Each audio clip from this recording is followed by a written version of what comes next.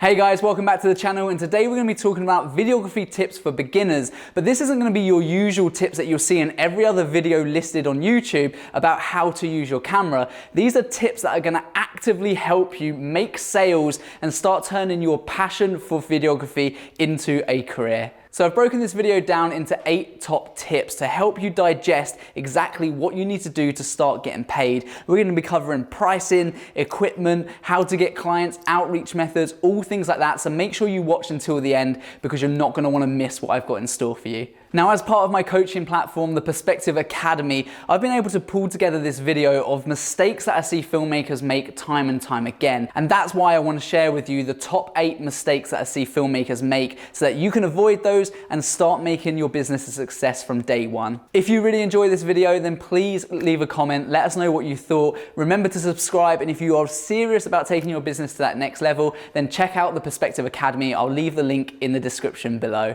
So starting from the bottom, tip number 8 is going to be price per project and not per hour. This is a big mistake that I see a lot of filmmakers make when they start out, is the fact they don't really know how to price themselves properly, so they'll generally start charging projects per hour. Now that's a really, really bad method, because what you're saying is if you're really good at your job and you can do things quicker, then you're going to be paid less than someone who takes longer to do it because they're not as good.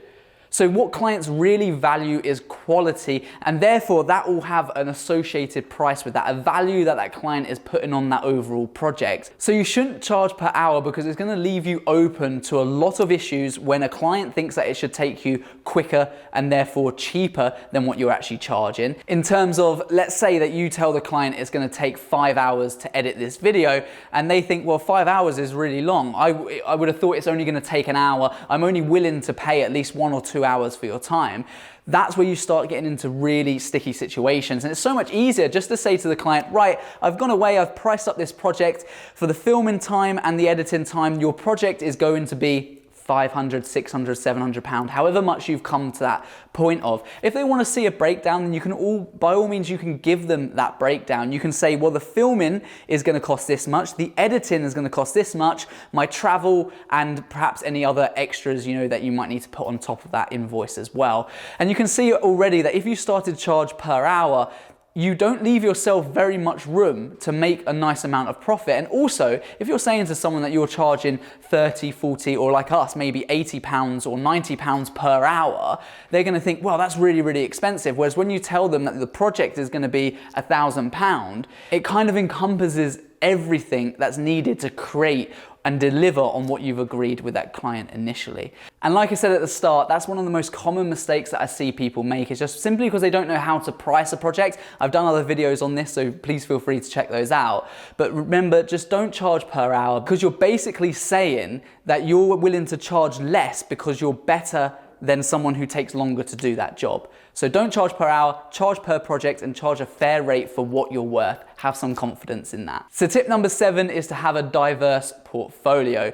Now, it's okay to have a niche, but a niche takes years to build up, because you build up a portfolio in that area, you build up a clientele, you build up some sense of community and connections and networking within that specific industry. So it means that work will flood to you once you've managed to niche down enough. However, when you're starting out, the best thing that you can do is have a very broad and diverse portfolio. You might have corporate stuff, you might have weddings, you might have products, you might have sports, you might have action sports, you might have all of these different types of industries that you work within. And that's going to be the best thing for you, because if you're starting out and you go to someone and you say, hey, I would like to outreach to you, I would like to create a video for your business, one of the first things they're going to ask you is for some experience in that specific industry. And if you don't quite know what you want your niche to be, and here's another thing, by the way, here's a bonus tip for you.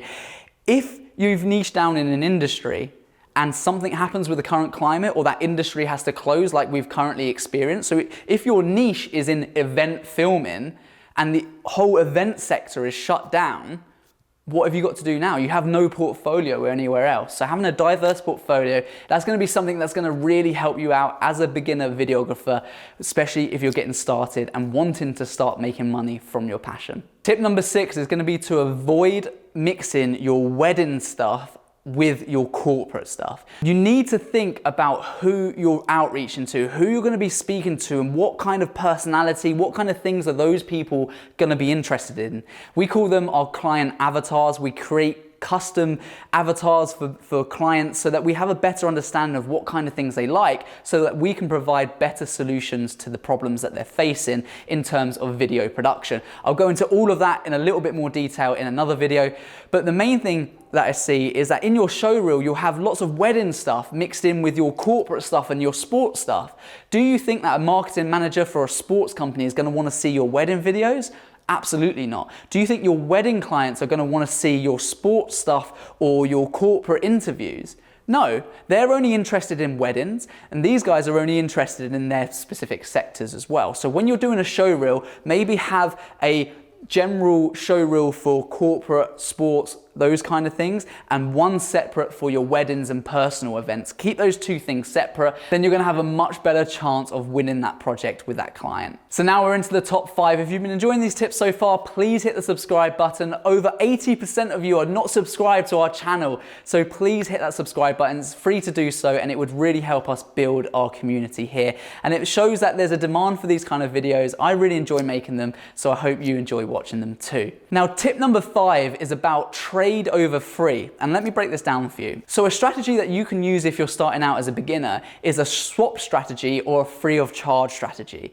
So sometimes you need to build a portfolio, so you can't always charge for your work. Perhaps you don't have enough experience in that. So you might want to do something for free so that you can get the experience and build your portfolio to then try and sell that service to other people in that specific industry later on. For instance, for a product company, you might say, well, look, I don't have a portfolio of product related stuff, so let me do this for you for free, and in return you'll get a video and I will have this to use in my portfolio to pitch towards other product companies or other product things. Now, always try to think here, is a swap strategy going to be on offer? And what I mean by that is that you can say to a product company, look, I need to build a portfolio in this specific industry. You've got lots of products and perhaps not much money. I don't have the experience, but I know I can do a really good job. Can I produce a video for you in return for X amount of products to the equivalent value? So then at least you're being reimbursed, because in that way you can go and either use the products yourself, or you can then sell those products to make back a bit of money, so you're not doing it for free. This is a strategy that I used a lot when I started out, and I used it in order to get new camera equipment, to get new things that I was really passionate about, like skateboards or watches. We once had one company give us £5,000 worth of watches in return for a couple of videos, because they were what they said, product rich, cash poor. So they didn't have much cash to give out. We didn't have much of a portfolio. So we did a swap strategy, and we were able to then sell some of those watches, wear them, use them. And in return, we also built a portfolio that we could then go on and pitch to other watch companies to make more money from that. So it's a really effective strategy, but try to use the swap strategy over the free of charge strategy, and at least you'll be moving forward in that right direction. So moving on to tip number 4. Now, equipment isn't as important as you think. And this is my issue. I really have a big bugbear with this. I see a lot of videos on YouTube about, top tips for beginner filmmakers and things like that. And everyone focuses on using your camera, when really it's the business knowledge that you need to understand in order to make that career successful. Yeah, I understand that being creative and understanding how your camera works is important, definitely, because that's going to keep people coming back to you. However, it's about how you make that sale in the first place that's the most important, and actually having that business mindset to say, hey, I want to make this a job. I don't want to just do this for fun. I want to make this a living, because who doesn't want to get up and do a job that they enjoy every single day? Now, this is the huge thing that I see filmmakers trip over when they start out, and that is that they spend a lot of money investing in the camera equipment without having any work to pay for it. And often people will invest in camera equipment because yes, it will make your work better, it might make it easier as well, but how is your skill set in relation to that camera that you're currently using at the moment? Because very rarely do people's skill set exceed the equipment they're using. Often they think that, they'll put a plaster on the situation by thinking, oh, I can't do that because I haven't got that kind of camera. And that's nonsense. That's just because they're trying to convince themselves into buying more camera equipment and wouldn't bear to think the fact the problem is themselves with their own skill set. So invest in your learning, invest in your ability with the camera, practice, and you will get better. Then once you've got paying clients coming in using any one of the strategies that I'll show you today, then you can use that money to invest in new equipment. But don't do it the other way around, otherwise you'll always be chasing your tail. You'll always be spending money on camera equipment and then worrying about where that next job's coming in to actually pay for it. In my production company right now, if we went and bought the cheapest camera on the market, could we still charge £1,000, £2,000, £3,000, £5,000 for a video? Yeah, absolutely. Because we're confident in our ability that we could deliver or exceed the client's expectations on that particular project. Now, could I give a £50,000 camera to an absolute beginner and ask them to charge £1,000 or more for a day of filming? No, not at all, because their skill set wouldn't have matched that. So that's just testament to the fact that you need to be getting the money in through the door first. In my last video, I actually said, get the best clients first and then the best gear. And that really just summarizes one of the biggest mistakes that filmmakers make when they start out. So now we're moving into the top 3. These are the ones that, with everything else that I've spoken about today, are really gonna change your outlook on your business and your future of your business if that's something you want to do. If you want to grow a business and you're not just doing this for a bit of fun to see where it goes, but you actively want to make money from filmmaking. If you've found any of these tips useful so far, then please hit that subscribe button, leave a comment, let me know what kind of content you want to see on this channel. I reply to absolutely everyone and I would love to see how we can help you more. Also, don't forget to check out the Perspective Academy if you're serious about taking your business to that next level as well. There's over 158 videos, 26 hours of on-demand coaching on that platform. So please make sure you check that out if you want to make this your living. Now, with tip number 3, it's simply to ask questions. And this might sound really simple, but I see so many people in this industry, and perhaps because we're always behind the camera, that we can often be quite timid and shy, and we don't like to ask questions, or we simply just don't. There's some kind of stigma around, you should know this stuff, so you shouldn't ask questions. And that's just so backwards. I couldn't think of anything less productive or more detrimental to your business than not asking questions. If you don't know how much you should be charging, ask someone in that industry, reach out to me on Instagram, ask those questions to people that are a couple of steps ahead of you. And don't be afraid of thinking that you look silly. How stupid would that be? You're basically saying that if you are scared to ask a question, then you're willing to sacrifice your potential and your business's potential to do well because you're worried that you might look silly for asking a question. Knowledge is absolute power, but the thing is, people don't just give you knowledge without you wanting to find it. You need to ask people the right questions and they will impart whatever knowledge they need. And generally, most people are super forthcoming. We work in one of the most amazing industries in the whole world, because with filmmaking there's a huge sense of collaboration over competition. Unlike other industries where you would never think to ask your competitor a question because you're in direct competition, filmmakers share a really unique, and creative people share a really unique bond that helps them collaborate with other people in that same industry.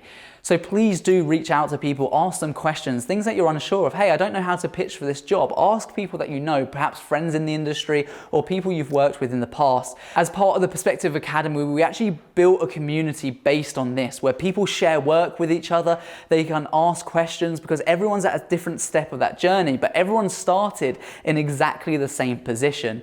From absolutely nothing, everyone decided to build a business, and now we've got people of various different levels, some turning over 6 figures, some just starting out on their journey, and everyone's willing to share that knowledge so that everyone can grow at a quicker rate. So please do ask questions on your journey, otherwise it's gonna hold you back. And I think that's one of the biggest revelations that people I work with make, is the fact that they can actually ask these questions and they're not gonna look silly or feel silly, and people are actually gonna be willing to help you. Tip number 2 is don't be afraid to test new skill sets, and you should have secondary options. So if you're making a sale as a videographer, you want to be thinking, how else can I help this client? Do they need photography? Is that something that you can do? Can you take photos? Can you charge a little bit more to deliver more and ultimately get that client to spend more on the project than they were willing to at the start because you're able to offer more services? Are you keen or interested, or do you think that you would be able to fly a drone and be able to get some really cool drone shots? If you do and you want to add that to your skill set, it makes you more valuable. You can charge more. You can charge that as an add-on for your overall project. And I notice with filmmakers when they start out that they're very focused on just one thing, and that's filmmaking. The best thing you can do, again, is diverse that portfolio, but diverse the amount of things that you offer as a company. Do you offer drone work? Do you offer social media management? I dare say you all know about social media, so how can you use that to help your client achieve their goals, and how can you charge extra for those services? Ultimately, just be willing to try new things and test them, see if they work. You might be surprised because you might think, look, I'm not really that interested in photography, but photography is a great downsell to filmmaking. When we have chats with people who can't afford our film work, we will then often offer them some photography services as a lower rate, and often they'll take us on that basis. So we'll be able to generate some income from that client, plus we get to build a relationship with them. They're paying us to do so, and once they see what we're able to deliver, we often then move into negotiations for the film-based work as well. So there's lots of opportunities, but you need to have secondary, third and fourth options to be able to up and down sell these clients as well. But you can only do that if you're willing to try your skill sets in different areas. Well done to those of you who made it this far in the video. This is my top tip, and it's just outreach, outreach, outreach. You need to put yourself in front of the right people. No one's just going to stumble across you and your business and think, oh, let me give you my money. You need to put yourself in front of the right faces, and the best ways to do that is places like LinkedIn. Connect with as many people as you can. It's not like Facebook where you would only connect with people you know. Your job is to connect with as many people within the industries you want to work in as possible. We're talking decision makers, business owners, marketing managers, and ask them the question when you connect with them. Say, hey, you know, this is what I do, this is some of my portfolio. Would you be interested in having a chat to work with me? Or would you be interested in having a chat to see how we can help your business? You can do that same strategy on Instagram as well. Outreach to businesses that you're passionate about working within, and just send them a message and say, hey, this is the kind of work I do. They'll go and check out your portfolio, and then say, would you be interested in having a chat to see if we can help you and do some work moving forward? And that doesn't matter if you're a complete beginner or you're an expert, because your prices will just fluctuate with that. If you're starting out with no credibility whatsoever, that's where you might want to use that swap strategy. Or if you're an expert already, then you might want to work in different social media networks and use this same strategy to then pitch your ideas and your project to these specific clients. But work isn't just going to find you, and don't use hope as a strategy. I've spoken about it before. Don't just sit there waiting for the phone to ring, because it's not going to happen. You should be outreaching to at least 100, if not 200 people every single month. It's a numbers game, but it's a targeted numbers game. You need to be targeting the right people, the people that you have examples of work within their industries. So if all you've got at the moment is sports related portfolio, sports related pieces of work, so then you need to be reaching out to sports related people, because there's no point in reaching out to veterinary practices if you've only got sports, or there's no point in reaching out to weddings if you've only got sports, and the same vice versa. If you've only got weddings, there's no point in reaching out into sports people unless you're using the free of charge or swap strategy that I mentioned earlier on. So please just be proactive with this stuff. Network, find local networking events, use Instagram, use LinkedIn, outreach, email these people, find their email addresses, connect with them, do whatever it takes to get your business off the ground. And with all of these tips I've given you today, and these are the most common mistakes that I see filmmakers make when they start out, you are going to have such a better chance of success than 99% of people that don't implement these things.